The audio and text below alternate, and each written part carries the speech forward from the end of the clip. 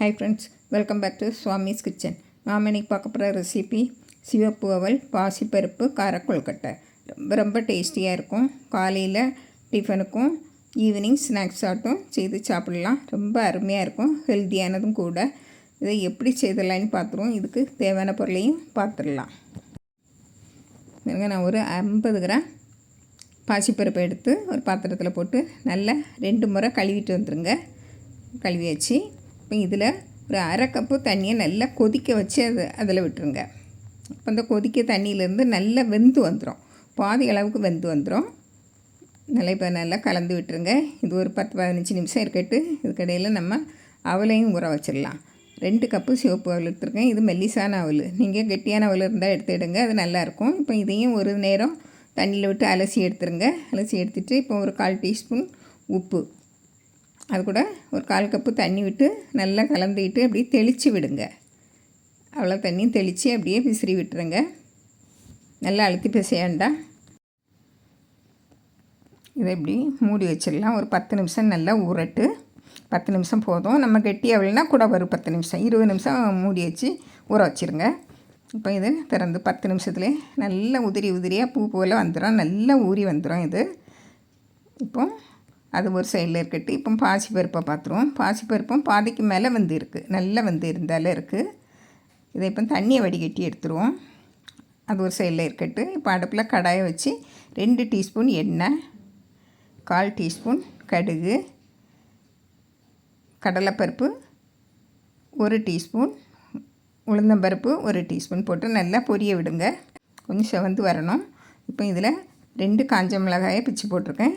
ஒரு சிவப்பு பச்சை மிளகாயில் சிவப்பு இருக்கும் இல்லையா, அந்த மிளகாயை பொடியாக கட் பண்ணி போட்டு அதையும் கிளறி விட்டுட்டு இப்போ ஒரு மீடியம் சைஸ் பெரிய வெங்காயத்தை பொடியாக கட் பண்ணி போட்டிருக்கேன். கட் பண்ணி போட்டுட்டு இதில் கருவேப்பிலையும் பொடியாக கட் பண்ணி போட்டுவிடுங்க. பெருங்காயத்தூள், ஒரு பெரிய துண்டு இஞ்சியை தட்டி வச்சுருக்கேன், அதையும் போட்டு நல்லா கிளறி விட்டுட்டு இந்த மசாலாவுக்கு தேவையான அளவு நம்ம உப்பு போடணும். நம்ம ஏற்கனவே அவலில் போட்டு கிளறி இருக்கோம், அதனால் இந்த மசாலாவுக்கு தேவையான உப்பு மட்டும் போதும். இப்போ நம்ம ஊற வச்ச பாசிப்பருப்பு அதில் போட்டுருவோம். பாசிப்பருப்பு போட்டு கொஞ்சம் தண்ணி இருக்கும், அந்த தண்ணியோடய போட்டுருங்க. அப்படின்னா தான் நல்லா வெந்து வரும். பாருங்கள், நல்லா ஒரு 2 நிமிஷம் நல்லா கிளறி விட்டுருங்க. நல்லா கிளறி விட்டுக்கிட்டு இப்போ நம்ம ஊற வச்சுருக்கோம் இல்லையா, அந்த அவலை எடுத்து போட்டுருங்க. அதையும் நல்லா கிளறி விடுங்க. பாசிப்பருப்பு இந்த மசாலாக்கள் எல்லாம் ஒன்று போல் சேர்ந்து வரட்டு. இப்போ இதில் ஒரு 1/4 கப்பு துருவின தேங்காய். 1/4 கப்போட அதிகமாக போட்டாலும் ரொம்ப டேஸ்ட்டாக இருக்கும். நான் 1/4 கப்பு தான் போட்டிருக்கேன். பாருங்கள், நல்லா கலந்து விட்டுட்டு இறக்கி வச்சுருங்க. இறக்கி வச்சாச்சு. இறக்கி கொஞ்சம் ஆறவும் செய்தாச்சு. அதாவது கைப்பொறுக்கும் சூட்டில் இருக்குது. அப்போவுமே நம்ம உருண்டையாட்டு உருட்டி பிடிச்சி வச்சிடலாம்.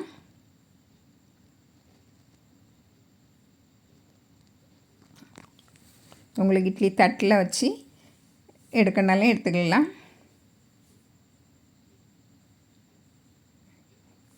பாருங்கள், இப்படியே எல்லாம் வச்சுட்டு நம்ம இட்லி பானையில் தண்ணி வச்சு கொதித்ததும் அதில் வச்சுருங்க.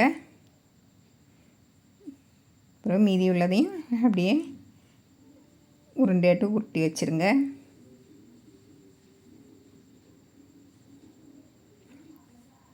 நான் எல்லாமே வச்சாச்சு. இப்போ மூடி வச்சுருங்க. ஒரு 10 நிமிஷம் போதும்.